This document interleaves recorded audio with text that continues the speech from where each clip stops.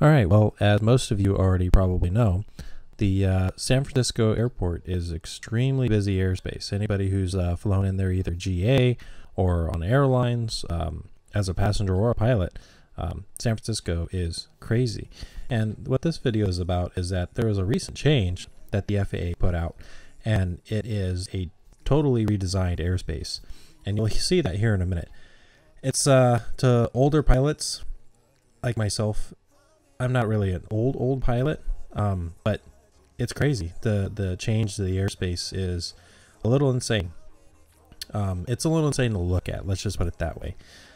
Compared to the old airspace where it was extremely circular, and I'll show you here in a minute just how much of a change has happened. But yeah, that's what this video is about, and hopefully you guys like it. And if you do like it, remember to like, subscribe, leave a comment. I like comments. And yeah, hopefully you guys like the video, and here we go. I'm Nick Grimshaw, just your average guy turned pilot, sharing my love and passion for aviation like so many others. Come along with me on my path to the next frontier. Welcome to Grimshaw Aviation. Something that would go on way too long, reminded of you with no searching. How could I not when I keep thinking of you, and it takes me back to another time, takes me back now.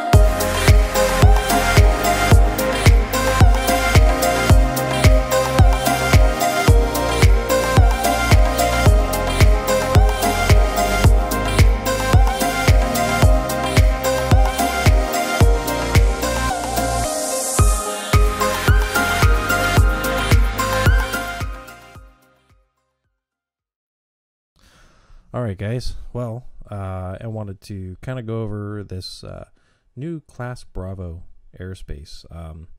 It totally looks completely different than the old Class Bravo. And I guess this is something that changed at the beginning of the year.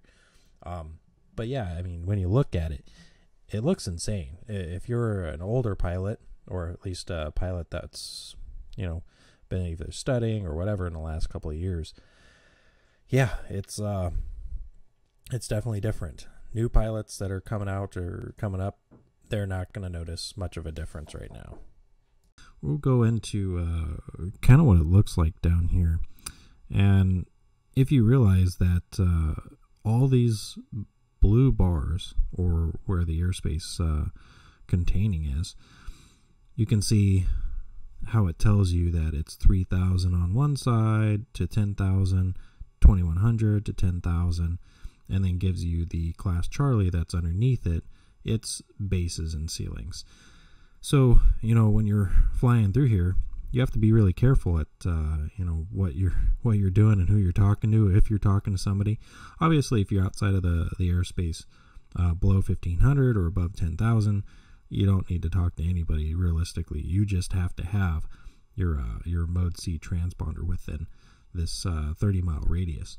And there's nothing wrong with that, and supposedly they changed this airspace for the better of GA.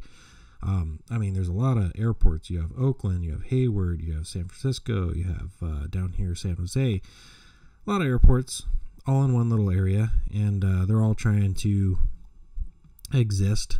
And you know, you have these Class G and Class E airspaces, or airports out here. Not airspaces, but airports.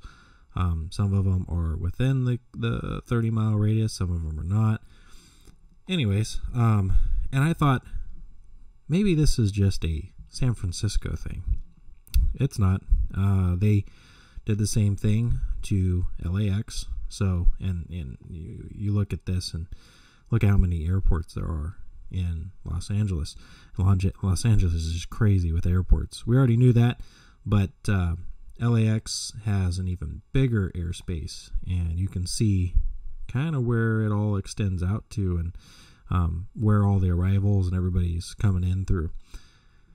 It's crazy. You know, I mean, for you to figure out where you can fly and how you can fly it, I mean, once you get used to it, I guess it would be no problem. But I mean, just to think that within a couple of these airspaces. You know, I mean, this little triangle right here, I can tell you that when you're over here in this area, in the area for Class Bravo at 2,500 to 10,000, and you go all the way up in this left-hand corner of this triangle, and you see Class Delta ground at 2,700. I mean, that's kind of crazy. And then you also have to scroll in quite a bit to see exactly what the airspace is requiring. Now, granted, they did this probably with the assumption that a lot of pilots these days are using glass cockpits, or possibly like what I use, ForeFlight. And, you know, if you have this on as you're flying, it's probably not going to be too bad for you. You can kind of follow your own track and see where you're at. And you'd be able to tell yourself, like, okay, well, I can stay at 8,000 or below, or 10,000 or above, or 4,000 below, 10,000 above. Whatever you're doing or whatever you're flying, you know, it obviously just depends on what performance you have and where you're going and what you're doing.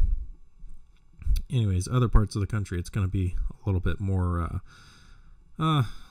difficult to figure out, but I guess we'll manage. But to the new pilots that are learning and coming out, it should not be too difficult for them. They'll get used to it. They're gonna figure it out pretty quickly.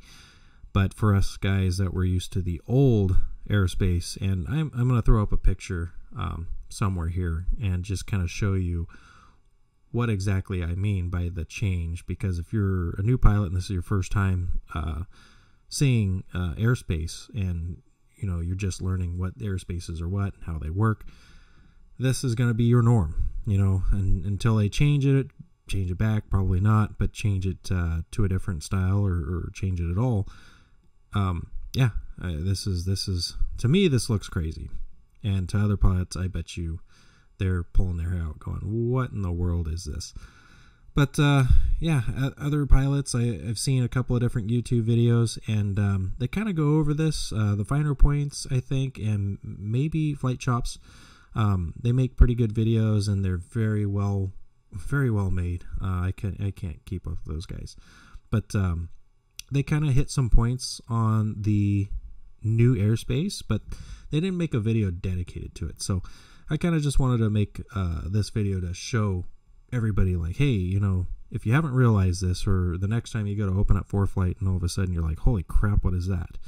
Don't be alarmed. It's a new airspace, or be alarmed. Either way, you have a new class of airspace, or not a new class, but it's definitely redesigned. I mean, this is completely redesigned. And judging by the picture that either I've already showed you or I'm going to show you, you can tell a huge difference. I am not a fan of flying into Class Bravo airspace, and I've never personally done it. I know a lot of people are like, oh man, you know, you got to do it at least once, and cool, you know, one day I might. It's just not my forte. I don't have a problem talking to NorCal, or talking to anybody on the radio. Not afraid to talk on the radio, but it's a little intimidating when you start getting into bigger airports, especially when you're a Cessna or a little Piper, or whatever you fly. I don't fly anything that's crazy big, so flying around with the big guys is a little bit more hectic and crazy for me.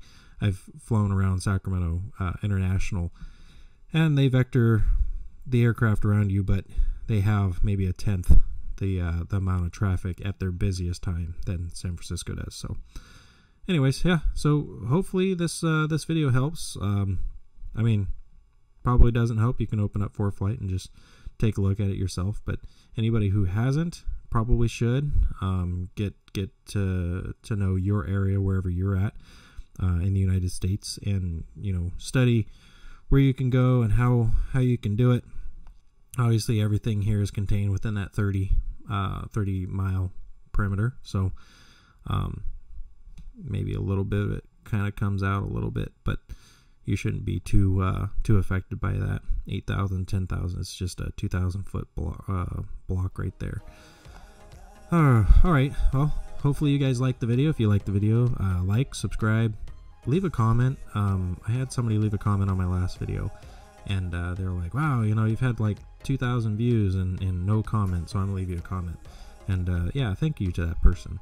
I don't expect this to be like a super well-liked video, but I try, and for whatever it's worth, thank you guys for you know, following along and doing this aviation thing with me.